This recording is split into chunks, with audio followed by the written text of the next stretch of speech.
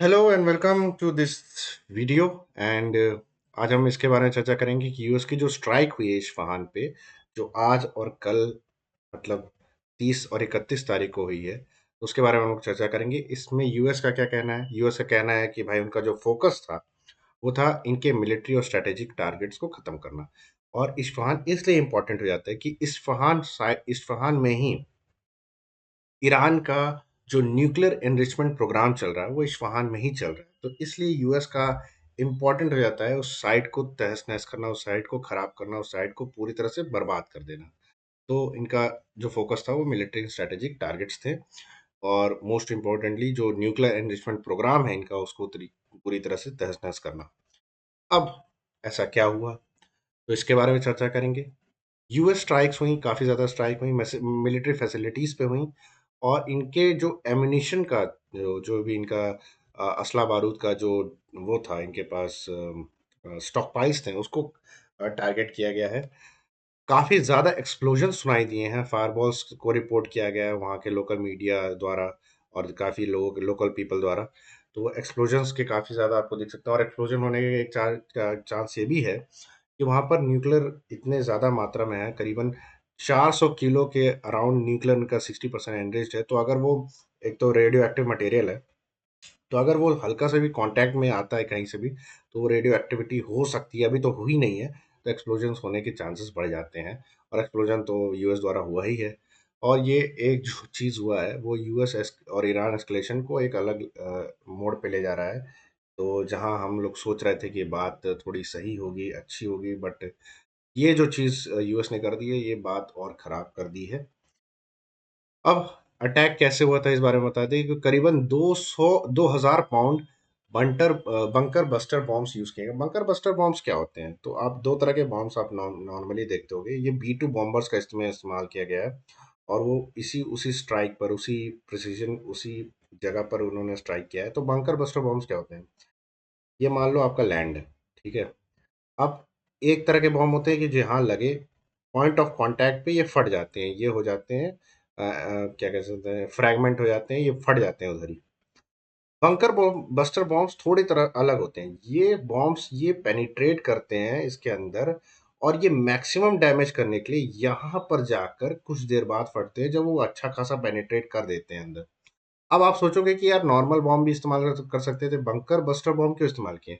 वो इसलिए इस्तेमाल किए क्योंकि जो न्यूक्लियर फैसिलिटी, ऐसा रिपोर्ट किया गया है, वो करीबन 250 meters, around 250 meters below the earth level है, बिलो द सरफेस है। तो इस लेवल पे जाने के लिए इनको अच्छा खासा पेनिट्रेट करना पड़ेगा। इसलिए B2 बैम्बोस का इस्तेमाल किया है कि ज़्यादा से ज़्यादा जो इनके एनरिचमेंट हो चुकी है, और इनके पास लगभग 400 केजीज ये न्यूक्लियर एनरिच यूरेनियम एनरिच्ड है। तो वो उसको पूरी तरह से खत्म करना चाहते हैं, पूरी तरह से डिस्ट्रॉय करना चाहते हैं। तो यहाँ पर ये भी है कि जो स्टोरेज साइट थी उसको अच्छे खास तरीके से डिस्ट्रॉय करना चाहते थे। काफी ज्यादा प्रिसीजन स्ट्राइक हुई है, एक स्ट्राइक नहीं हुई, मल्टीपल स्ट्राइक्स हुई हैं। अब इस्फहान टारगेट क्यों हुआ था वो तो मैंने आपको पहले ही बता दिया है कि क्योंकि ये भाई की मिलिट्री और न्यूक्लियर हब है, तो इसका टारगेट होना बनता, मतलब समझ में आता है। रीजनिंग है कि भाई इनकी जो मिलिट्री स्ट्रेंथ है, इनकी जो न्यूक्लियर स्ट्रेंथ है, उसी को हम खत्म कर देते हैं। जो ये यूरेनियम को एनरिच कर रहे हैं जहाँ पर, उसी को हम खत्म कर देते हैं। और यहाँ पर मिसाइल प्रोडक्शंस भी होती हैं इनकी कई सारी। जो आप क्लस्टर बॉम्ब्स देखते हो इनके, जो आप इनके शहीद ड्रोन्स देखते हो, इनके कई सारी चीज़ों की जो प्रोडक्शन है वो यहाँ पर भी होती है। सबसे इम्पोर्टेंट चीज़ है ये थर्ड पॉइंट, ये जो है सबसे इम्पोर्टेंट चीज़, कि जो न्यूक्लियर एनरिचमेंट प्रोग्राम है वो यहाँ पर ही चल रहा है, और ये लोग 60% तो एनरिच कर ही चुके हैं। तो इनका कहना है कि भैया अब ये अगर 90% तक ना आए, उससे पहले ही इनके न्यूक्लियर फैसिलिटी को ख़त्म कर दो। तो ये ख़त्म करने के लिए लगे हुए हैं, और उसका ही एक पार्ट था अंडरग्राउंड डिफेंस नेटवर्क जो है, वो उसको ख़त्म करना चाह रहे थे। अब इसका बिगर इम्पैक्ट क्या हो सकते हैं, बिगर पिक्चर क्या है, तो हम बता देते हैं कि भाई ये जो एमिनेशन स्टॉक पाइल्स है उसको ये काफ़ी ज़्यादा डैमेज किया गया है, और सेकेंडरी एक्सप्लोजन्स भी कंफर्म हुई हैं। ये उनके लोकल द्वारा से कंफर्म हुई हैं, लोकल सोर्सेज से कंफर्म हुई हैं, बट अभी तक ऐसे कोई नहीं हुआ है कि सेकेंडरी एक्सप्लोजन कंफर्म हुई हो। कैजुअलिटीज़ कितनी हुई हैं, कितने लोग मारे गए हैं, कितने लोग के डेथ हुई है, कितने लोग के साथ मतलब आप कह सकते हो कि वो लोग जख्मी हैं या डेथ हो गई है, वो सब क्लियर नहीं है अभी।